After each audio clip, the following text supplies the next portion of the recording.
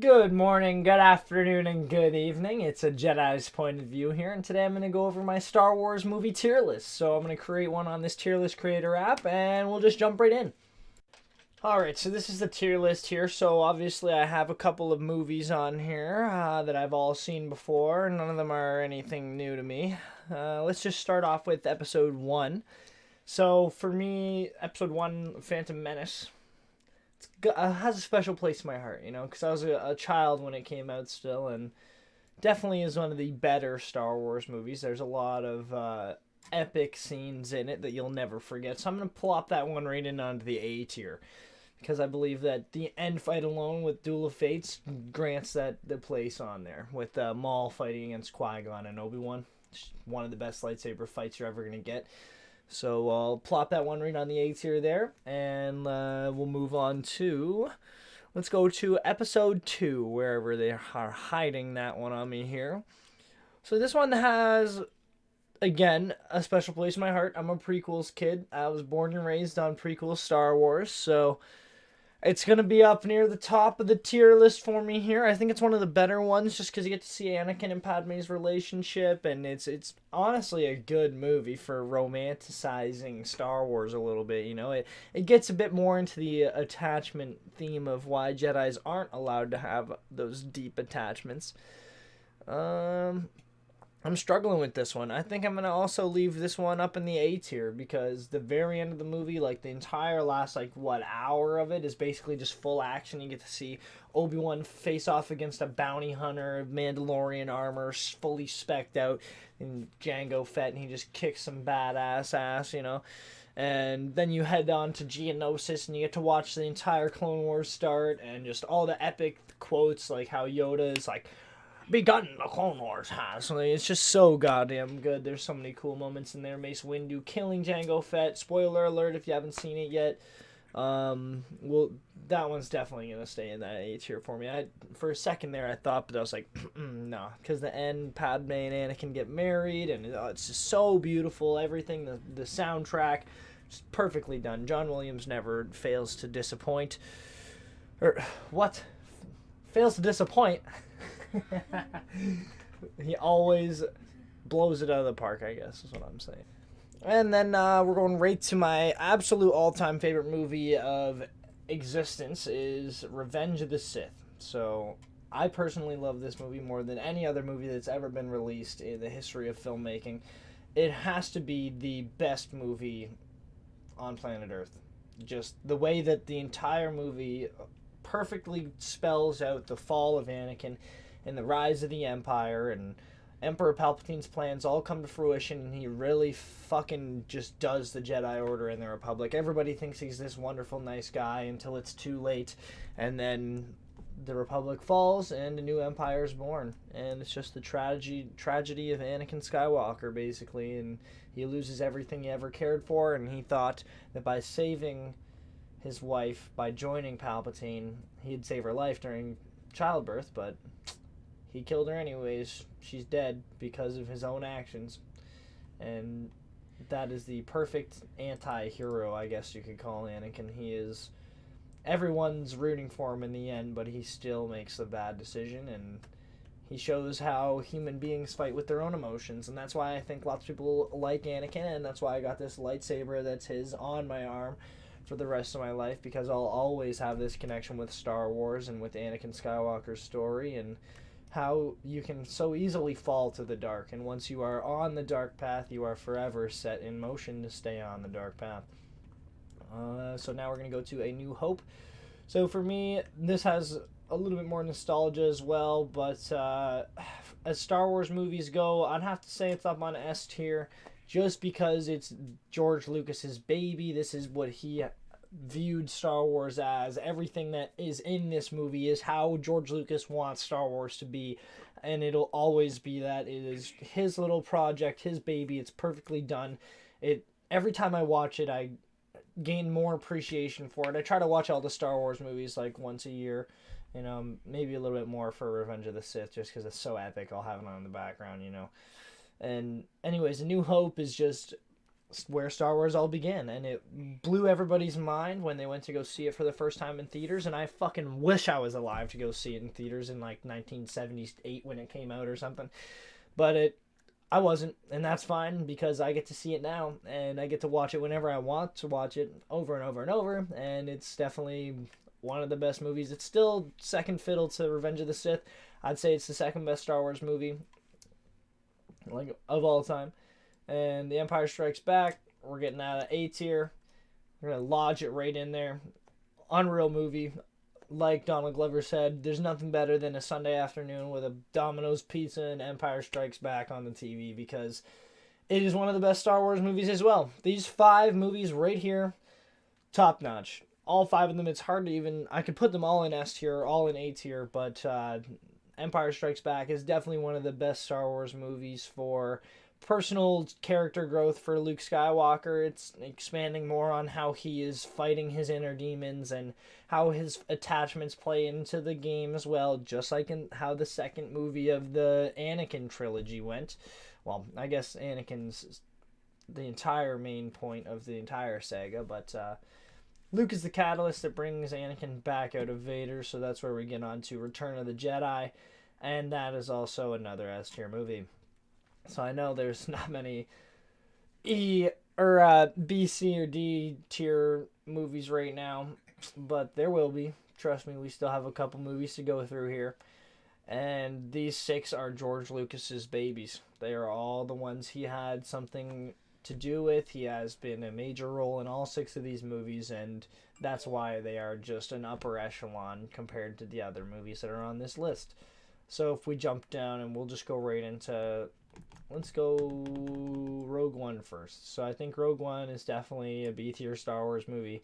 It is amazing still. The cinematography and the soundtrack and everything like that is super well done. It just looks amazing. It's Disney's first attempt at a Star Wars spin-off. I believe it went Force Awakens and then Rogue One. So there was a little bit of hype for Rogue One. I remember going to see it in the theaters, and my little brother and I loved it. My dad was giddy as well, because it was like another touchback to the age of the Empire. You get to see Darth Vader kick some ass. Like, we've never seen Darth Vader kick ass before. Literally just destroys all these rebel troops in a hallway like it was nothing. The story behind Rogue One's pretty good too. It makes you feel like that there is that humanity to Star Wars for the first time, right? Since it's not focused on the Jedi and the Sith. But yeah, definitely a B tier on the Star Wars movie tier list. And I think I'll throw The Force Awakens in at B tier as well, just based off of how good of a standalone movie that is. If you take 8 and 9 out of the equation, I think The Force Awakens really set up the new trilogy to be successful, and they handed the baton to the wrong person. Rian Johnson. Literally an absolute failure when you come to this movie. D tier all the way. Worst Star Wars movie out there. I feel like it's not even Star Wars when you're watching it. It's just full of this propaganda, and you want to feel good about yourself when you're watching it because you made this story, and right, it's literally made for the people who made it, not for the fans, and that's my humble, honest opinion. I just feel like they made it to make their own movie instead of making a movie for all the fans. Because in The Force Awakens, we are left with all these questions. Who's Rey related to? Is she related to anybody? Who is this person? How did she just beat Kylo Ren, who's literally a Skywalker? And she connected to the Force basically instantly when she touched Anakin's lightsaber. Maz Kanata knew she should touch the lightsaber. They all knew there was something special with her. It looked like Han Solo even knew who she was.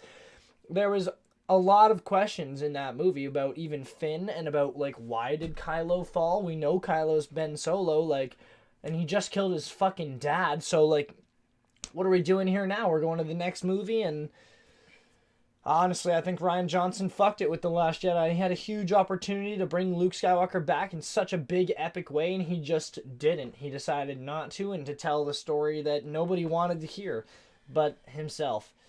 And we'll get into Solo. I think I'll put it on the level of D tier as well. I wish I could put it in between C and D. I'll put it in C just to have a movie there, I guess. And no, yeah, it's definitely C tier. I think that the Solo movie is a really good movie. You just watch it, you can enjoy it. It's almost like a heist movie or any kind of like bank rob or whatever, right? It's a criminal movie. You're watching Han Solo when he's super young and still super naive, and who isn't really the Han Solo we met in Episode 4 and 5 and 6, but it's obviously this is how he turns into that person because you can see the good in him shining through the entire movie. He gets kind of more of a good guy as we go through. Kira is a really cool character in that. Emilia Clarke's character, obviously Daenerys in Game of Thrones, she comes in and knocks it out of the park. She's a really good actor. At the very end, we get to see Darth Maul as well, which is a cool cameo. He's still running the Crimson Dawn at this point of time. So he's literally the criminal mastermind behind a couple organizations. And it's a really well done movie. Cinematography again and nails it. The soundtrack amazing. And I like Donald Glover as Lando Calrissian too. He's one of the best actors I feel like out there. He's just an amazing entertainer, and he comes in and he crushes it as Lando, which is obviously one of the hardest roles in any movie. You're gonna come in and reprise Han Solo and Lando. Like those two actors actually have big balls to come in and feel like that they can, you know, reprise those characters in a good enough way for the fans. And we're going to jump right into another D tier Star Wars movie. So I feel like Episode 9 kind of has no plot line, nothing. They're just jumping, boom, boom, boom. The whole first, like, 25 minutes, you see probably 7 planets, and you just are launched across the galaxy, left, right, and center. There isn't really any character building or anything we get to see other than Kylo Ren on Mustafar for like a minute and a half, and he's kicking some ass. Then he finds the Wayfinder, and then boom, we're just jumping all over the place. And then you jump to Rey, and she's meditating, trying to reach out to the Force Ghost, and they don't reach out to her back. They haven't reached out to her since we last saw her, so it's just kind of all over the place. And I feel like J.J. Abrams didn't have a choice in doing that. He kind of had to make it fast so that he could try to bandage up Episode 8's mistakes, because Episode 8 had too many mistakes to even fix in Episode 9.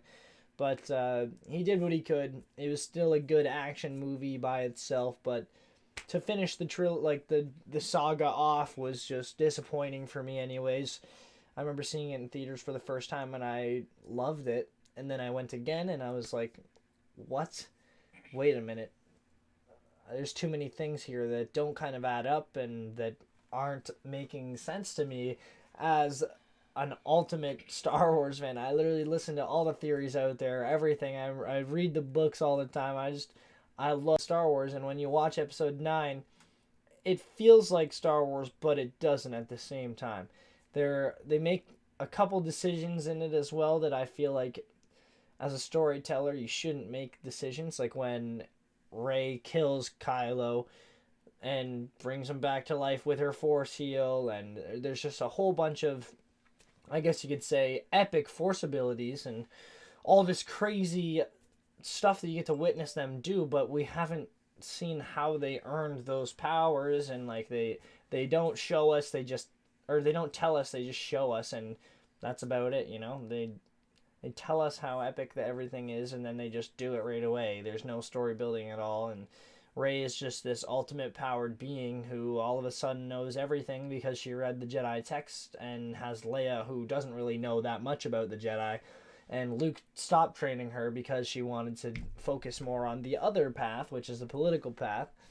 And I like the movie, but it's definitely one of the worst Star Wars movies. I think that the last 2 movies of the saga definitely let it down, but what can you do? They're going to retcon them anyways.